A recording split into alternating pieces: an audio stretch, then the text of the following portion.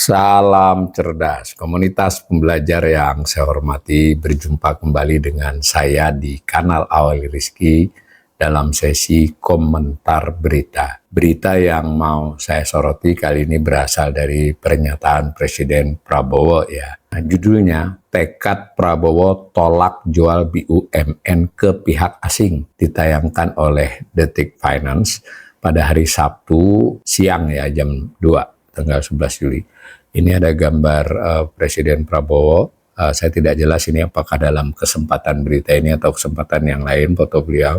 Beritanya begini, Presiden Prabowo Subianto bertekad membenahi sejumlah badan usaha milik negara BUMN.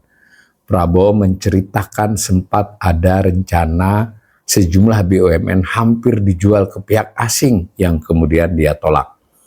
Orang nomor satu di Indonesia itu meyakini BUMN akan mampu bersaing, maka dari itu ditolak.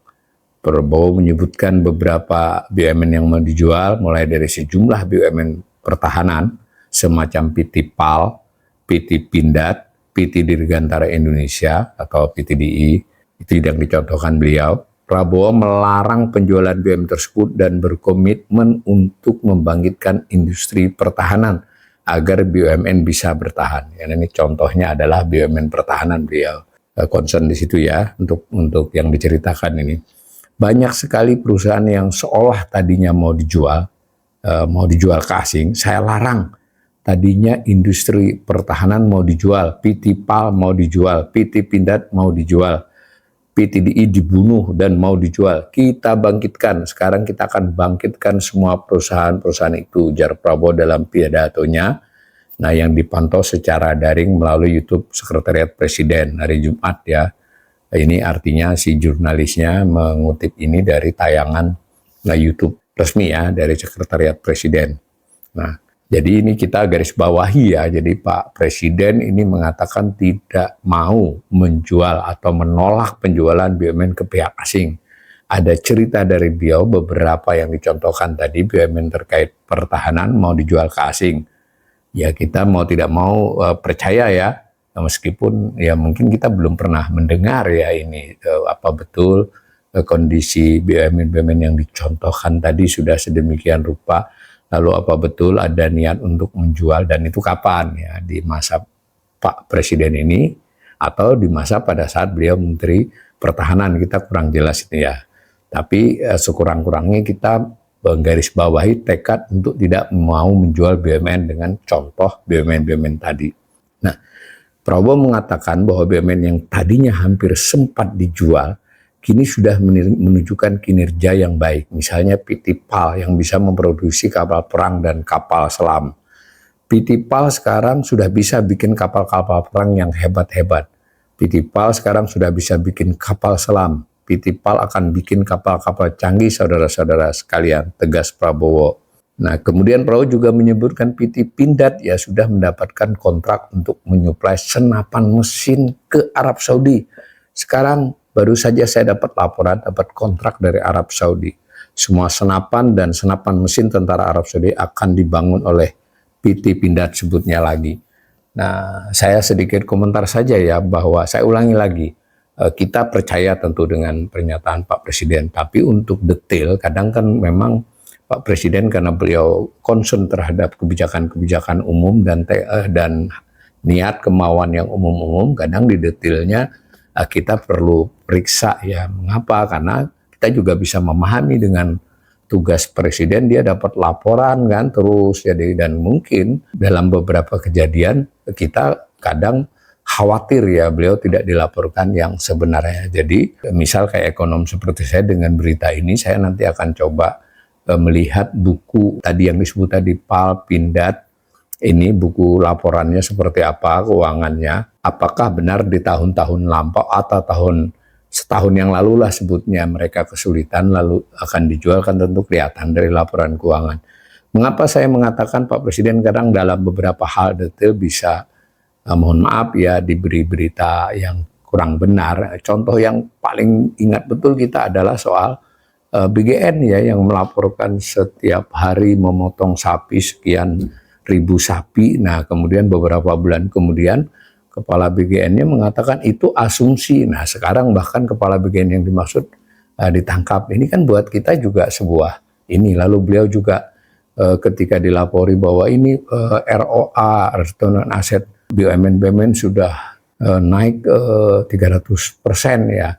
Nah pada waktu di pidato tersebut saya ingat itu bahwa Presiden mengira ya ROA 300%, tapi sebetulnya maksudnya naik 3. Benar nggak seluruh BUMN naik 3 kali lipat? Karena biasanya rata-rata return on asset-nya di 2,5, berarti 7 kan, sesuai dengan permintaan Presiden. Itu yang kita khawatiri, laporan-laporan yang tidak presisi, apalagi yang bermaksud menyenangkan Presiden. Nah ini sama, kita untuk sampai saya baca berita ini ya percaya dong Presiden kan.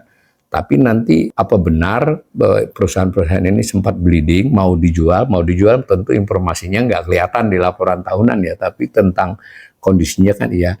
Dan ini lagi tadi dari pidato ini, beliau kan baru dilaporin ini dapat kontrak, ini dapat ini. Saya kira sulit juga ya untuk kita nih, misal contoh, semua senapan dan senapan mesin tentara Arab Saudi akan dibangun oleh PT Pindad. Ini kan informasinya tentu dari laporan beliau. Tapi kalau secara penalaran kita kan agak sedikit, mungkin Arab Saudi beli ya, tapi apa akan seluruhnya dari kita untuk yang disebut ini? Itu contoh lagi, dan seterusnya. Nah, tidak hanya BUMN pertahanan ini, Prabowo juga menyebutkan bahwa BUMN penerbangan juga hampir sempat dijual. Kalau ini relatif banyak dibincangkan di publik ya. Maskapai plat merah PT Garuda Indonesia hampir dijual ke asing.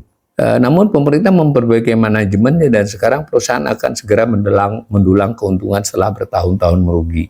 Ini sama ya, bahwa Garuda itu bertahun-tahun merugi, kemudian disuntik modal yang cukup besar ya. Kalau saya tidak salah sempat 7,5 triliun yang baru-baru kan. Lalu apakah ini lalu menimbulkan keuntungan? Karena dahulu sempat ya, Garuda ini sempat dulu beberapa tahun yang lalu, tidak di era Pak Prabowo, itu bukunya sangat bagus, ternyata setelah dievaluasi lalu kemudian direklasifikasi yang ternyata tidak sebagus ini. Kita juga sama, kita akan lihat nanti apakah perbaikan ini murni hanya karena suntikan modal yang itu nanti tahannya berapa lama, karena udah berulang kali kan, atau memang terjadi perbaikan kinerja operasional. Sekali lagi kita percaya dengan pernyataan Presiden, tapi ekonom, pengamat, dan juga rakyat berhak, karena kan mereka juga punya buku tahunan yang kita bisa periksa. Ini kata Pak Prabowo bulan depan sudah mulai untung. Ini juga menarik ya buat saya ya, kalau perusahaan-perusahaan itu umumnya ya tidak bisa dilihat bulan ya, dilihatnya adalah laporan tahunan, paling sekurang-kurangnya laporan triwulan atau semester, itu pun harus dalam jangka yang cukup memadai untuk dianalisis ya. Tapi komitmen beliau untuk mempertahankan Garuda dan membuatnya menjadi untung, tentu kita sangat senang ya. Tapi apa yang dilakukan Garuda, reformasi apa, perubahan struktural apa di Garuda yang membuat kondisinya membaik, kan itu yang akan kita lihat nanti. Nah, di satu sisi Prabowo mendapat hasil laporan kinerja BUMN. Dari laporan terbaru dia mengatakan sejumlah BUMN yang selama puluhan tahun merugi kini sudah mulai untung. Sama ya, saya kebetulan juga meski belum selesai juga melihat-lihat ya berbagai BUMN. Saya kira laporan kepada Presiden terkesan berlebihan ya. Jadi ada yang puluhan tahun rugi sudah mulai untung. Jangan lupa ini kan BUMN sedang mengalami strukturisasi.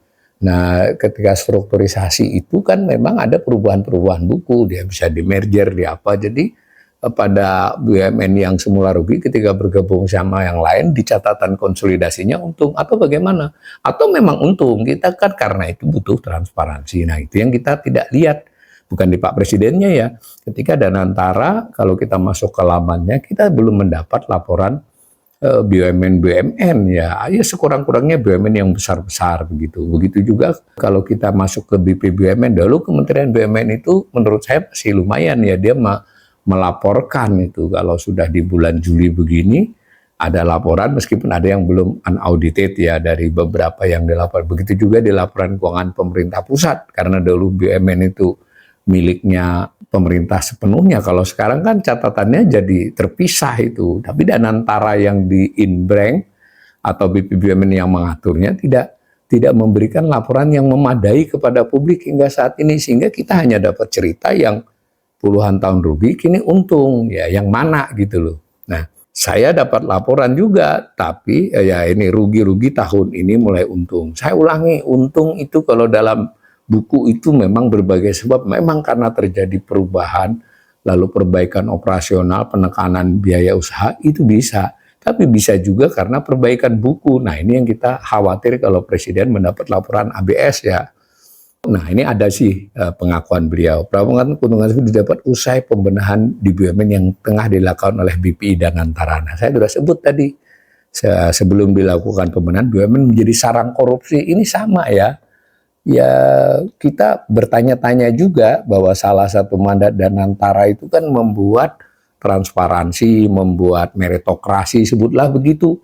Ketika kita masih dapat berita sebagian cukup banyak ya, bukan sebagian besar, cukup banyak apa namanya yang diangkat menjadi komisaris terutama, dan bahkan mungkin ada di dewan direksi, itu mirip-mirip dengan di masa lalu, ya toh. Nah, ini memang ada strukturisasi. Jadi biasanya dalam teori kebijakan publik, ketika caranya sama, itu kita sulit mendapatkan hasil yang berbeda. Tentu dalam pembenahan ada hal baru jelas yang dilakukan, tetapi dalam hal pengangkatan dewan direksi dan komisaris terkesan masih nggak banyak perubahan ya, gitu ya.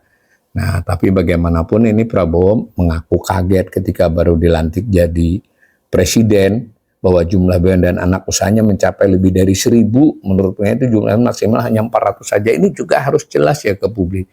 Dulu definisi BUMN itu memang 51% ya, kalaupun ada yang kurang itu ada catatan BUMN minoritas. Dengan demikian, kalau kita masuk ke laman Kementerian BUMN dahulu, informasi dari Kementerian BUMN maupun informasi dari laporan keuangan pemerintah pusat, itu tidak mengakui jumlah ribuan ya, memang bertahap dari 140-an, kemudian berkurang itu baik karena dilikuidasi maupun karena dia di holding atau di merger, itu menjadi 129, terakhir 80 ya daerah Erick Thohir itu.